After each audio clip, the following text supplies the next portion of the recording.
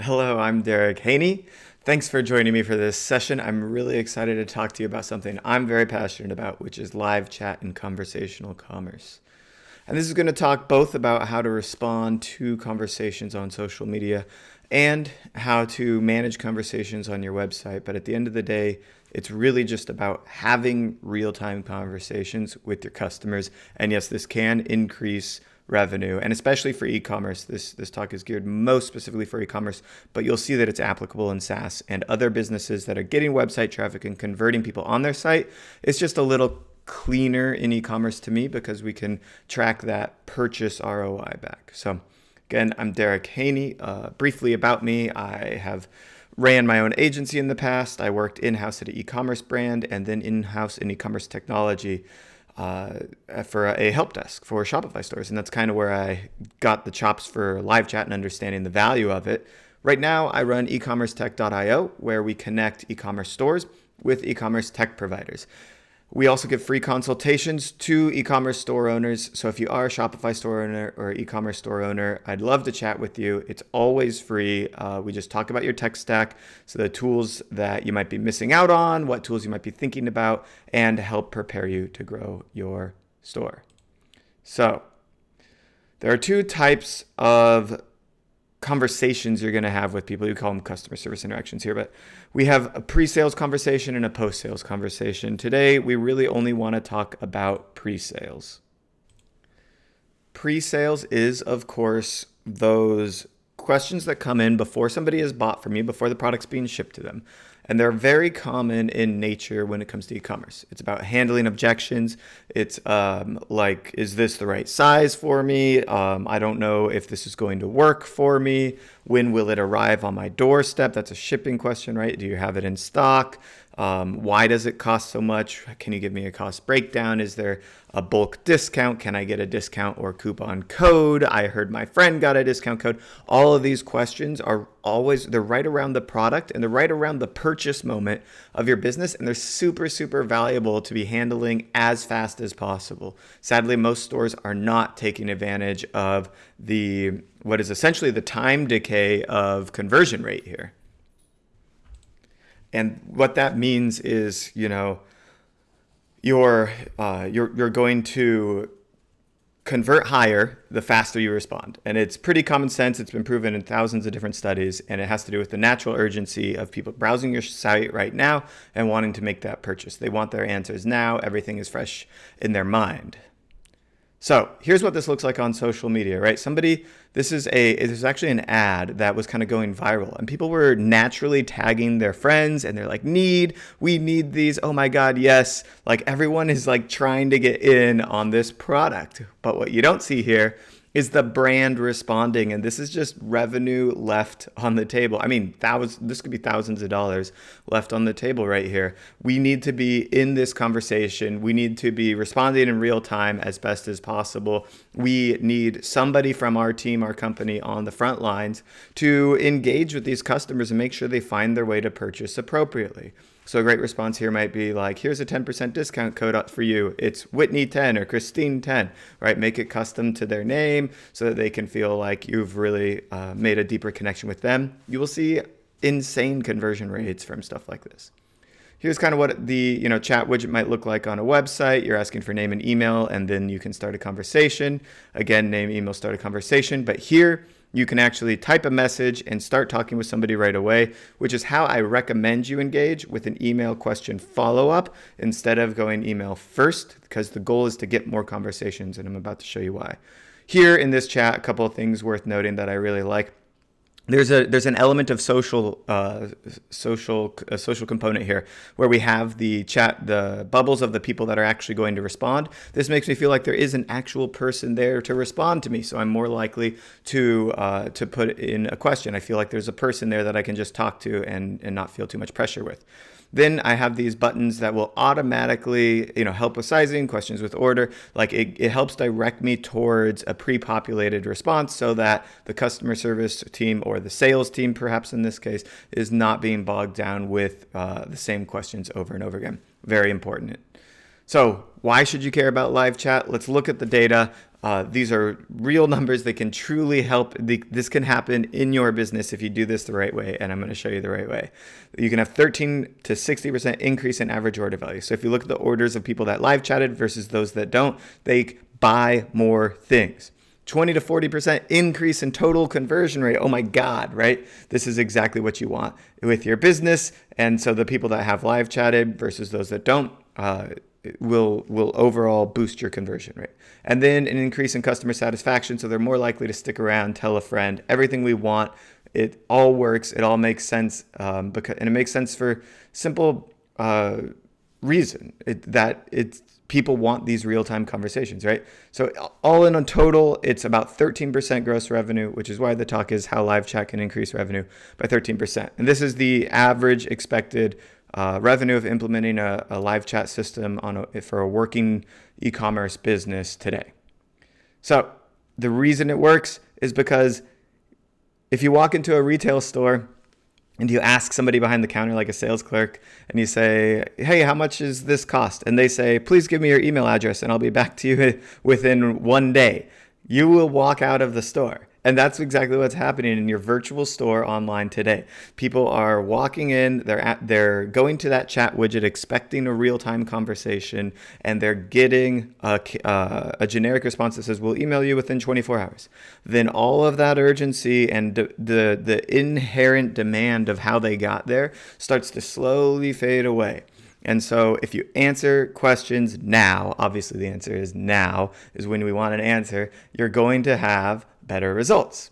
Chat is the fastest way to answer questions. It's not even close. Chat has an average 90-second response time, with email being 13 hours, contact us forms being even higher. And then ironically, if you put a chat widget on your site and you don't man it with real people, you're more likely to have a longer response time than email. And this is because you're going to get bombarded with a lot of questions, and a lot of companies that just add these chat widgets aren't prioritizing chat over email, so they all kind of get put in the same pool. Huge mistake. Chat conversations need to come first.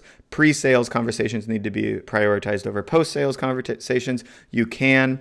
There's technology now that can help us determine which is which and make sure that we're responding to these chat inquiries in real time. So, as we said, faster response time will always keep your conversion rate higher. So, if it's 1 second, basically I'd say within the first 10 to 30 seconds is fine for expecting the highest conversion rate. 90 seconds is basically the goal. Sub 90 seconds is really the goal. Under 5 minutes, there's a little bit of drop off between 90 and 5 minutes. Over 5 minutes, definitely a big drop off. People think you abandoned them. So it needs, always working towards, instant responses, but of course it's not always practical. Sub 90 is really your main goal. And then of course, 1 to 2 out of every 5 customers will convert, prospects, let's say, will convert to a customer. And what this means is that because there is a real cost associated with each conversation, if 2 out of 5 convert to a customer and your average order value, lifetime value, and margins, your cost of each of these conversations, you can reverse engineer how this affects your margin, make sure that it works for your business. You can even figure out how much you can pay a rep based on your product lineup, your average order value, and all of those things. So it's highly likely, since 2 in 5 conversations result in a sale, if you have a working business, especially an average order value or lifetime value over $100, highly likely that these conversations will work for your business. If you have very slim margins, you're drop shipping, or you haven't found product market fit yet, then yes, it might be too early. All right, so these are some numbers that I helped compile this report with Simpler. We did a mystery shopper of 500 of the largest e-commerce brands out there.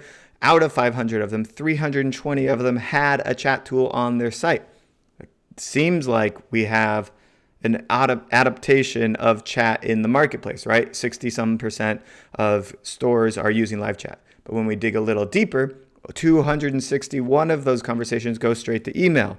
We already said that by going from chat to email, you're missing the customer experience, the expectation that there's going to be a real person chatting for you, and you lose that urgency because you're responding about 20 hours later. So it's a terrible opportunity. You're better off not installing live chat if you're not going to man it.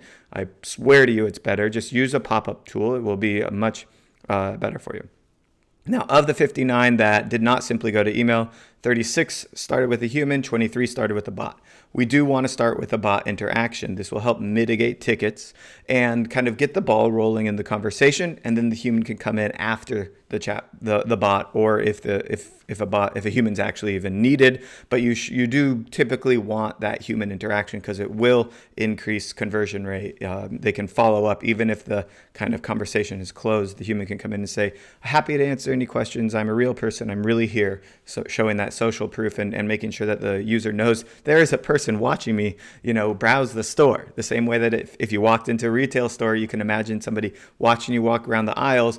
Creates an innate sense of pressure, not bad pressure, but like kind of like, okay, they're going to help me shop. They know if I get lost, I can go to them. So there's comfort there. So all in all, a lot of these go to knowledge base or did end up going to email, 8 live chat follow-ups. 3 people had to wait over 5 minutes, but most of these, about 36 of them, answered within 90 seconds, which is great. And so what that means is that 7% of brands did it right. They had a follow-up within 90 seconds. 93% of brands are doing it wrong. So we think that there's an adaptation of live chat going on in the marketplace, but when we dig deeper, only 7% of brands are doing this right. And these are big brands, $5 million, $100 million brands, some in the billions. So you can expect that if you implement this today, you will be on the leading edge of live chat and it will work for your business and you can be a pioneer in the industry, provide a better customer experience. I'm not like blowing smoke here. This is serious stuff. If you do it, you will make money, I promise. Well, I guess I can't promise because you can mess it up in so many ways, but as long as you execute properly, it will work. So as we've alluded to, this is the official goal that I have for you. This is what I want you to do tomorrow, or at least work towards this goal on a regular basis, depending on the size of your business. You need 100% uptime because your website is live, 24/7. You need a bot interaction in the beginning with a human ready to follow up within 90 seconds. And this, again, applies not just to your website, but to social media as well, because those comments on a lot of your ads, if you have great ads and great creative, you're going to get a lot of great comments, and you're going to need to respond to them as quickly as possible if you want to close those sales. Here's what this looks like in a customer service dashboard. And this, again, can be social and on site. You can even have a specialist for social media that maybe gets the channel better, knows how to use GIFs and memes a little bit better. You can have specialists for pre-sales who are able to answer the tough questions about the product that come up when somebody's browsing the site or chatting. And then you can have separate people that are maybe a little bit more canned responses, like input output kind of people that are going to help with shipping and logistics questions about refunds, very much the same process in, same process out. It's important to have a good experience, but doesn't require the creativity or ingenuity to recommend products to people or to show them the value of products, right? So there's different types of people that you might want to hire for different types of roles. So here we have a dashboard from the backend to Simpler, where in their dashboards, you're able to see whether a ticket is pre-sale or post-sale. They do this very simply by saying if you haven't purchased in the last maybe it's 30 days, then you're a pre-sale ticket, right? And it's really easy to do because they're integrated with Shopify, and so they can see all of your e-commerce data. And then they can also see if you purchase within 7 days of talking to somebody. So these are the people that purchased within 7 days.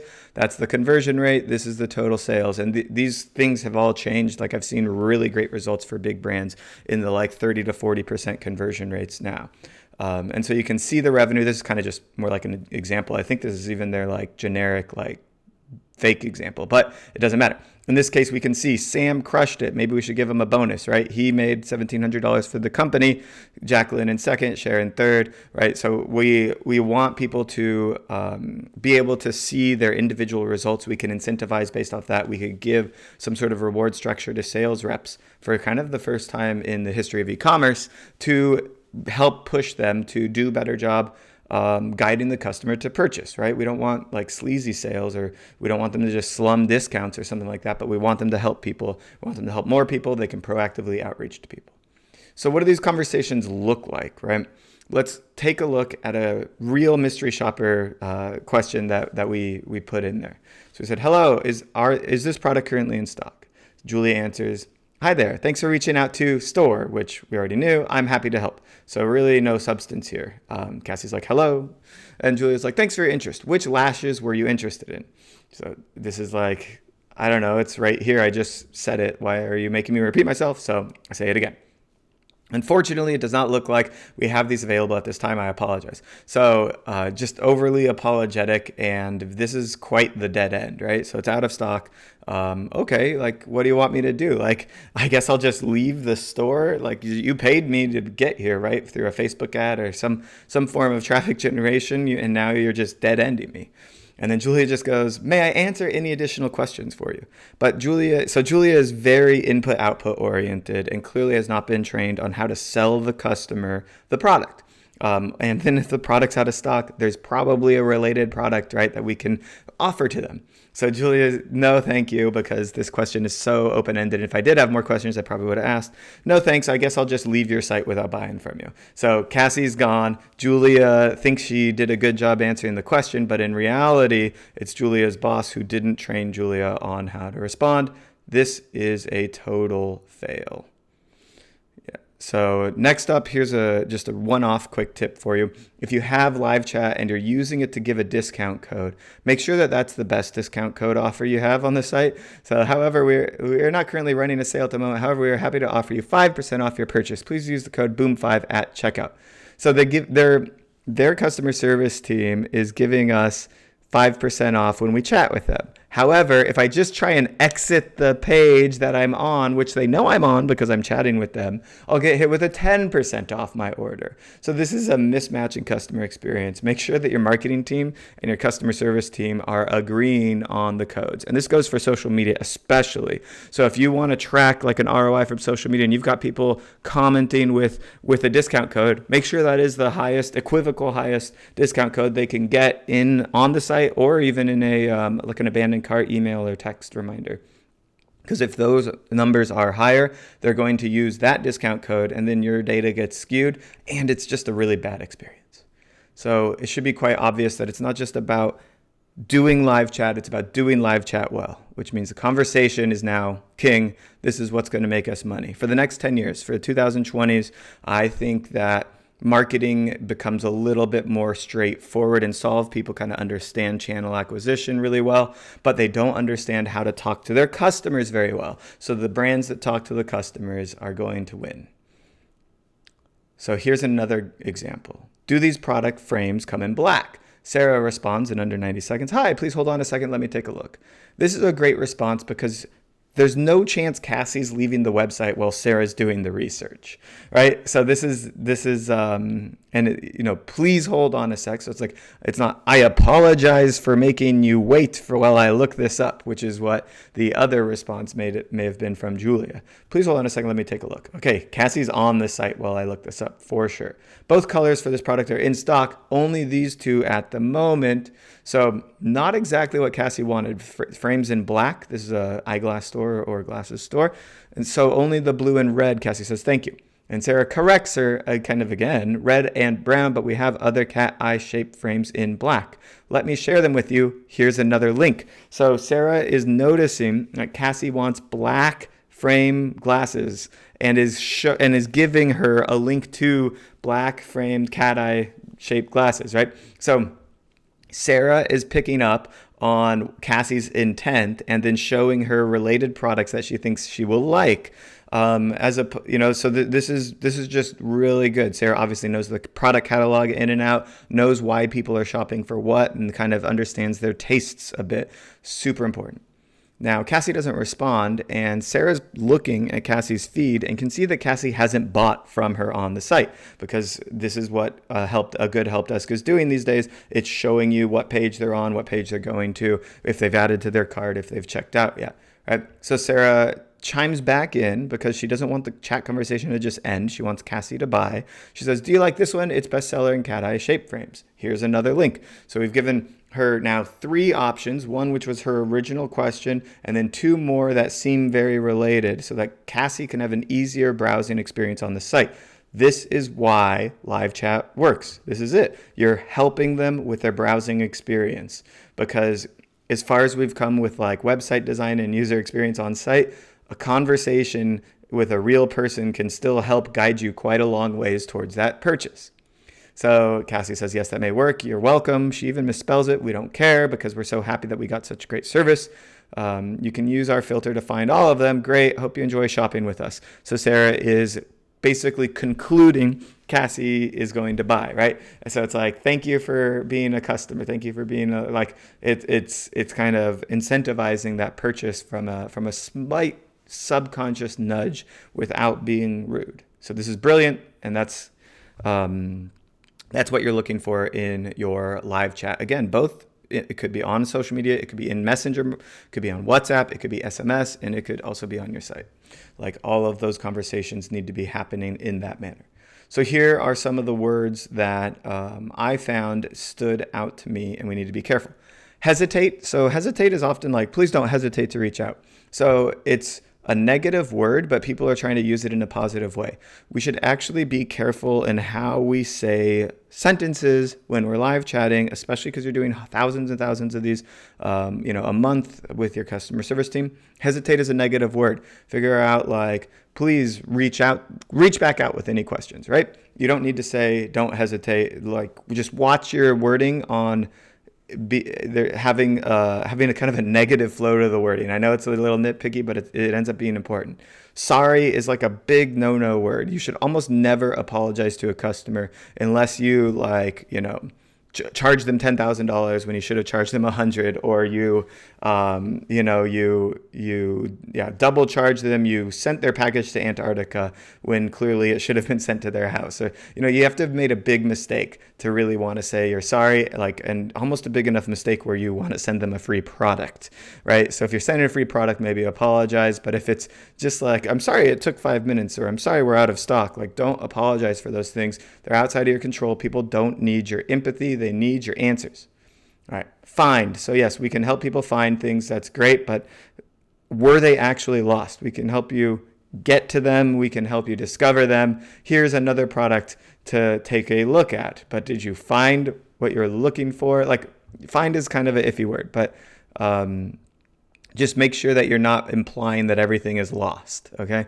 That's kind of what I'm going with there. Pleases and thank yous are great. Please use your pleases and thank yous as often as possible. And then online is a word you just shouldn't have to use, because when you are online 24/7, you're not going to say, our online hours, or we're offline, we'll be online at this time. So online is a word that you just should always be online. So there shouldn't be use for this word. That's my number one recommendation to you. So some of the additional goals when we look to implement this real-time live chat strategy.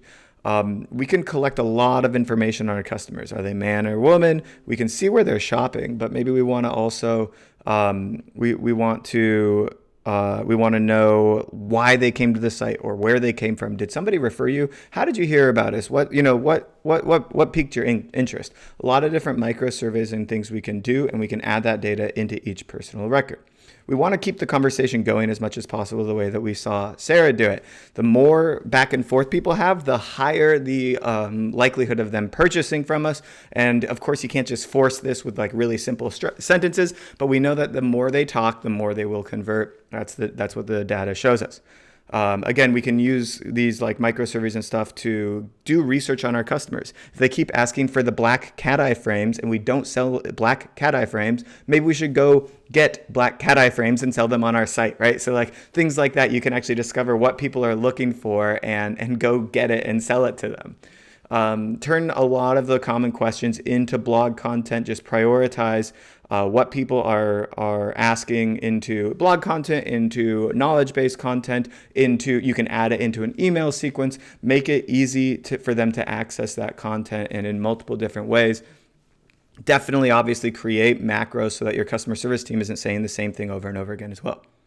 Obviously, your big challenges are getting under that 90-second response time, training your sales reps and having a sales training guide, tracking and reporting. You need to know what the ROI of live chat is. If you don't have a clear understanding of it, you won't be able to justify to the big boss how much you're spending on it. But All of the data is there for you to report on, even if it means going into Excel spreadsheets and comparing somebody's first and last name, because if they send you a message in Messenger, they comment on a social media post, you're going to get their full name. And then you could even go into, the customer records and say, is there anybody with this full name that purchased from us? And we could say, oh, look, John Smith purchased from us and John Smith commented on the post. Now, John Smith's a generic one where it could be a few of them, but you get the point, right?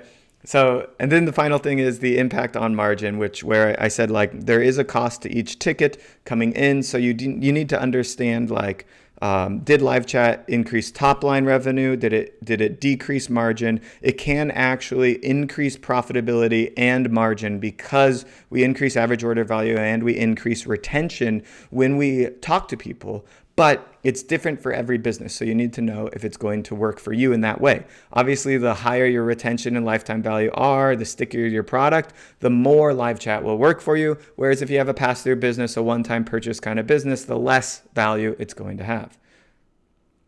Here's the exact strategy that I recommend in order for you to get this done. First, start by building out a detailed FAQ or knowledge base so that people can search through it on their own, so that you can add them in as macro responses. They can even use a bot flow in order to get the information they need and then of course you have that human follow-up. So we have that detailed chatbot answering the questions with this knowledge base, and then the human is ready to respond. We need to do more of a sales training guide. So if you sell beauty products, there's a lot that goes into understanding, what color eyeliner I might like, or what what products are in this, what chemicals, and understanding, how it benefits, society, or whatever it is the case may be. Odds are your customer service team doesn't understand your product as well as you or your core customer, your best customers. So make sure and get that information, put it in the sales training guide so that they can use it to close more sales. Use the user's purchase and browsing behavior to help indicate whether they are in that pre-sale or post-sale state. Prioritize pre-sale conversations so that your team is talking to the people that are about to buy from you the first time. Usually tracking, shipping notifications and stuff like that aren't as urgent as getting a new customer, right? So it's important that we prioritize one over the other. Have humans ready to respond, obviously, and then profit, my favorite step. Some other random takeaways. I've covered most of these. Here's one that's a good point. Most e-commerce sales actually take place between 2 p.m. and 10 p.m. So don't staff 9 to 5.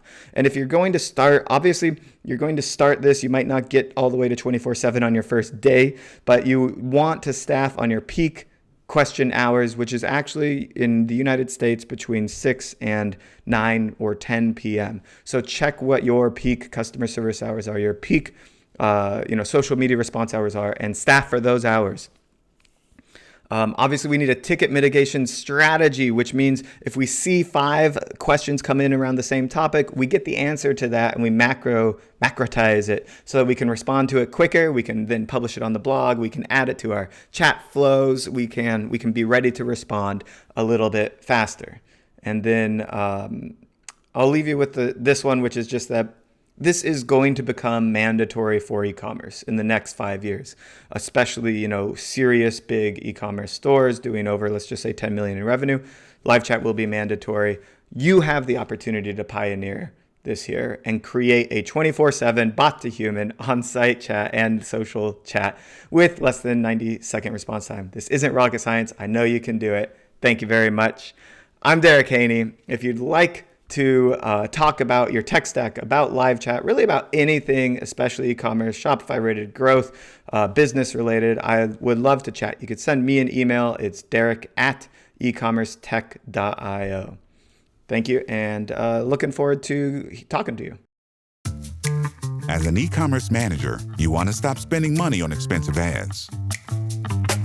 OmniConvert Explorer helps you improve conversion through A/B testing, personalization, and surveys.